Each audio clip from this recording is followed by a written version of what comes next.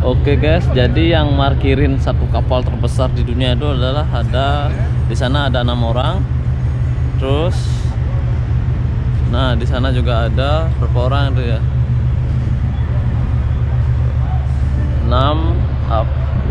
11 orang. Jadi 11 tambah 6.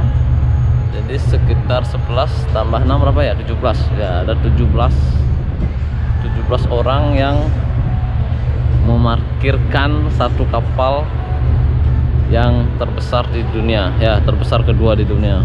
Wow, wah coy, besar coy. Pokoknya saya excited sekali ini melihat kapal terbesar ini. Pertama kali saya melihat ini kapal ini, keren coy. Nah itu ada orang itu. Nah, wah orangnya kecil coy.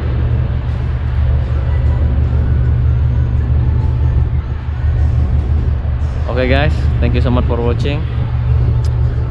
Jadi itu saja ya. Untuk satu kapal pesiar yang terbesar kedua itu ada 16 orang yang parkir. Oke, sampai jumpa di video selanjutnya. Bye bye. Inilah kapal Harmony of the Seas. Oke.